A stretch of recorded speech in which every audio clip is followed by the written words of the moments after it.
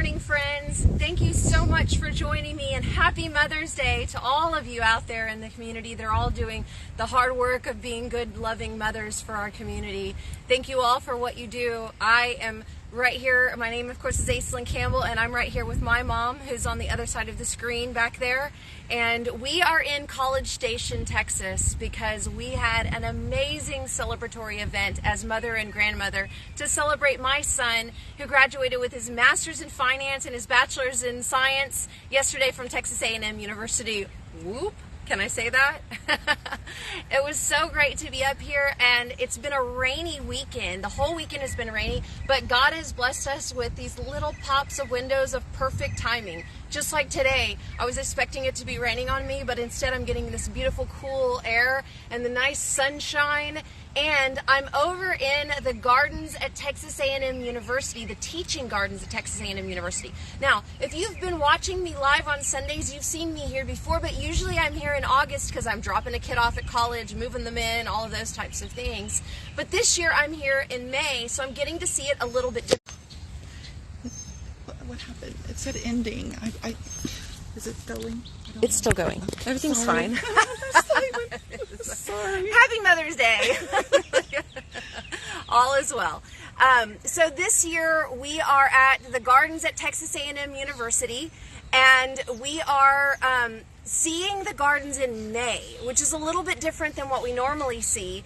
And I wanted to talk to you this morning about really taking the time to look at other gardens. Now, I often invite you out to the gardens at Freedom Harvest Farms. The gardens are open on Mondays, and you can come in the morning from about 9 to noon is a good time to come out to the gardens and then see what I'm doing out there. But anytime you get the opportunity, and over the last 15 years when I've really been beginning to study horticulture and really understanding how to grow local agriculture and things like that, I've made the efforts to really go out into the community and see what they're growing. Urban areas like New York City, Louisiana, we saw an urban garden there. We come to the Texas A&M University teaching gardens every chance we get to come up here. I've gone into gardens in Arizona. I mean, really pretty much anywhere, Tennessee, that I can get my hands in the dirt of just observing what other people are doing with their gardens. It's not just about the idea that you are exactly the same in terms of climate or anything like that. It's just coming up with ideas and seeing what other people have to see. In addition to that, it's the opportunity to get some experience from some fellow gardeners. Now, it's not because we're looking at it going like, oh, well, I can't do that, or, oh, I could do that better, and it's competitive nature. More, it's an observation to where you begin to learn to love it more, and you begin to see the work of other people and how they're coming up with the innovative ideas that help us solve the problems of every day. And so, again, I'd like to invite you out to the gardens at the Freedom Harvest Farms down in Taft, Texas, where I am, where we're in Zone 9B, and you know that I do 100% organic and regenerative growing down there. But up here, we're in Zone 8, and we're in a horticulture teaching garden that is run by students in the university. So, of course, it's got a lot more finances, and it's going to be tended in a bit of a different way, right? But I wanted to show you around at this garden, kind of let you see a little bit of what they're doing. First of all, you're going to see the last of the winter produce, and chard is one of the last things. Oftentimes you can do kale as well. It's one of the last things. So there's a few things left, but all things are being transitioned into our summer gardens and the things that we can grow in the summertime. So beautiful kale, massive beautiful kale up here at front, but right back behind it is the small watermelons that are going to begin to take over. If you were coming back here in August, you would see this whole area would be taken over by watermelons, and it would have watermelons on the vine. That's what it looks like here in August, right? So beautiful Swiss chard. Here's another thing. I just got asked the other day about papayas. Could we grow papayas down on the coast? Well, the thing is that we're having a lot of freezes, and of course in a Zone 8 region, they're definitely freezing in the wintertime. But what they've decided to do is to grow papaya annually, which means it's going to completely die, and then it's going to have to be completely replanted and completely restarted. But what does that mean about papaya? And also another tree that you can do this with is the moringa tree. What it means is that you manage the tree by allowing it to freeze, and it'll grow fast enough to put on fruit before you would come to the next freeze season. So if you're interested in papaya, and then of course one of the companioning things they're doing is growing cantaloupes down all around the bottom of that to cover up that soil. And they're of course putting in some lovely basil pretty much everywhere in these gardens. Why? Because basil is good for companioning. It gives good flavor. I talked about the flowers and the benefits of flowers last week, and it brings in those pollinators, of course, too. Now let's take a little walk around here. What a beautiful place this is, and how nice the weather is. And look, they put their basil with their tomatoes and their peppers, kind of all companioning those types of things, mixing those in there.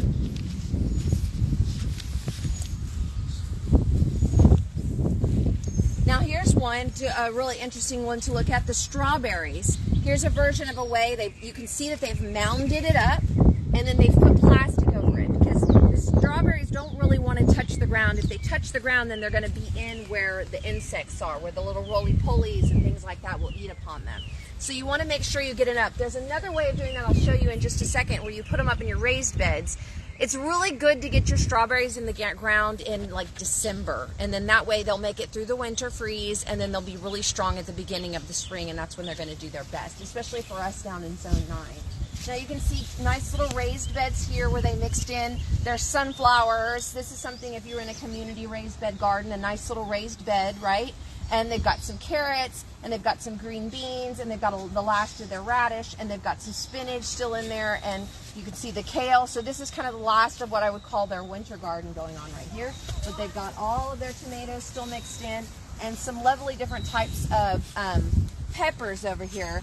That one looks like, that may actually be a hot pepper, and then over here next to it is a sweet banana pepper as well. So, and then coming back around this direction, of course, the dill is going to be really good for, I wouldn't be surprised if there was a caterpillar on here.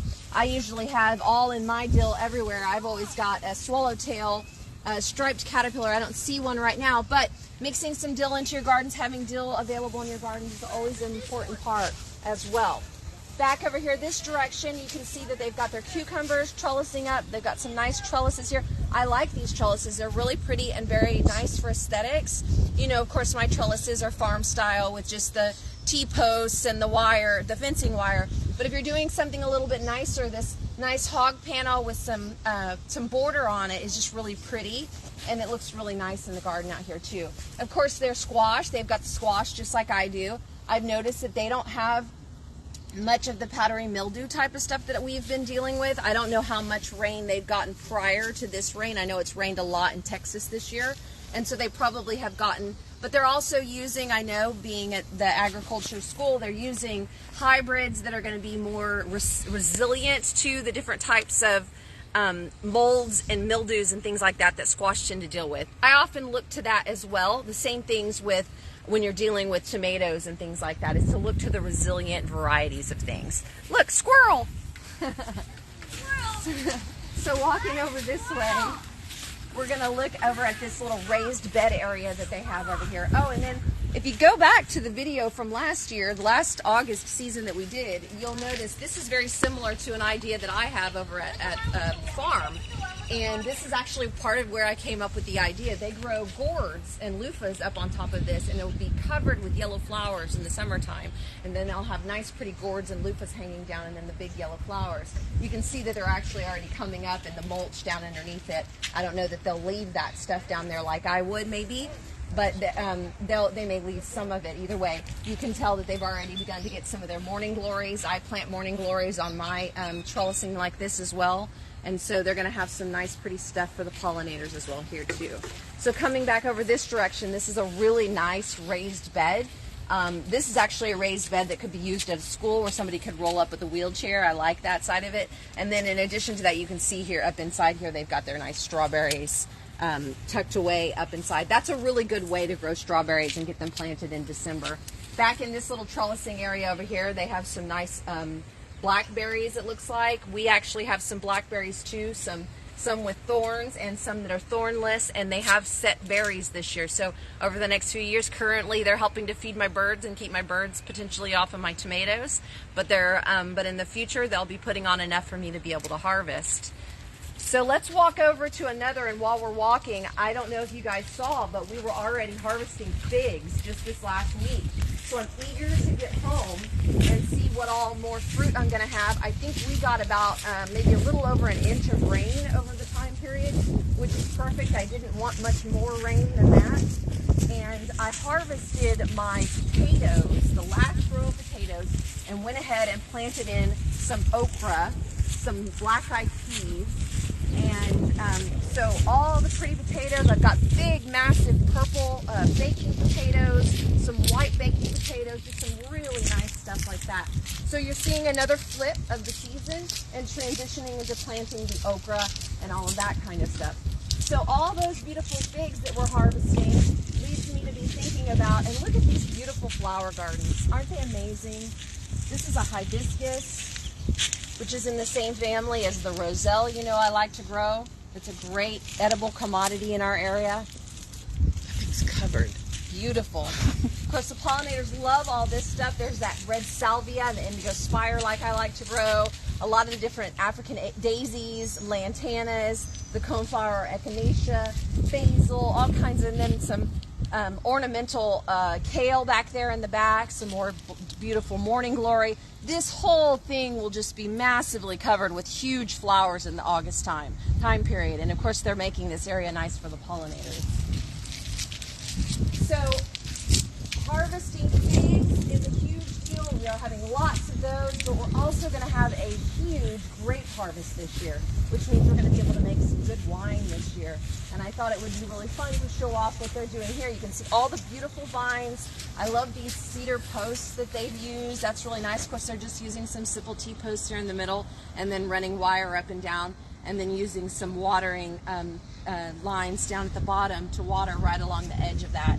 And then you can see, I often talk about, of course we're using a lot of mulch in our footpaths, but allowing the grass to grow up over the mulch is not a big deal. You just have to maintain it, and you have to give yourself plenty of room to mow and to weed eat if you have to, and keep that part a little bit more simple for you so that you can make it aesthetically pleasing but still allow the grass, because you don't want that dirt to just be bare and muddy, especially this time of year. If I wouldn't be walking around in here if they'd left it all muddy, right? And there is a part of an agricultural part that they are showing over there where it is just a big muddy field with corn growing in it.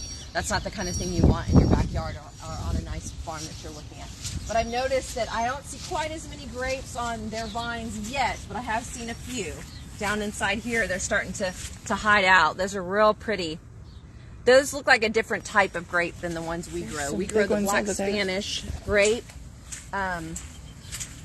They probably have a few different varieties. I haven't actually seen a sign that shows a varietal. But look how pretty these grapes are. So I think my dad said that the last year that we did a big harvest of grapes, we harvested about, I think he told me 400 pounds, if that's correct. So let's see what we can come up with this year in terms of maybe getting even a little bit more than that. But a beautiful freeze season, lots of rain means the figs and the grapes are doing really well this year.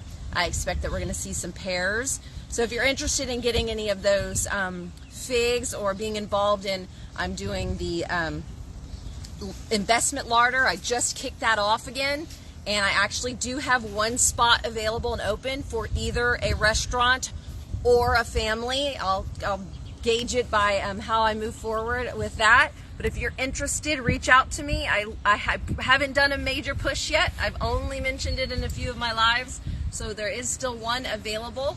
And also, again, always invited out to the farm on Mondays. And I don't want you to forget that I have a class coming up next Saturday, May 20th at 10 a.m. at the farm.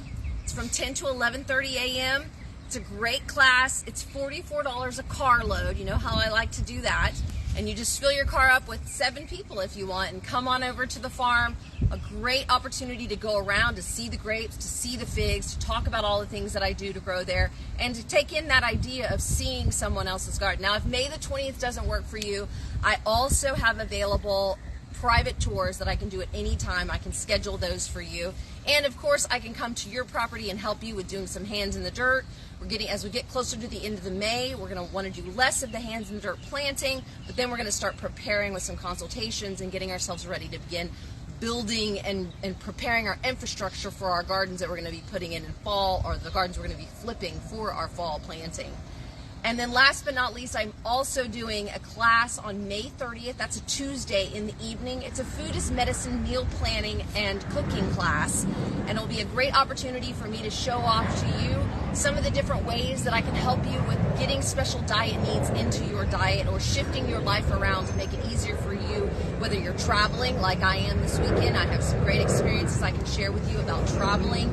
Going to Louisiana in February was a big trip for us, and so that's some traveling as part of it. How do I do it conveniently? How do I make it easy and fit into any lifestyle, into the meals that I eat with my family so I don't make a huge disruption? How do I make it convenient at home to make easy snacks and things to keep me busy during that time? And of course, how do I keep it all in a budget? I love you guys. I hope you have the absolute best Mother's Day ever, and of course a wonderful week, and I look forward to seeing you next Sunday. If you're here with me on YouTube, please subscribe anywhere you're at. Follow me, like, or just send me a DM, and let's chat about what you're doing in your gardens. Have a blessed day, and I'll see you very soon.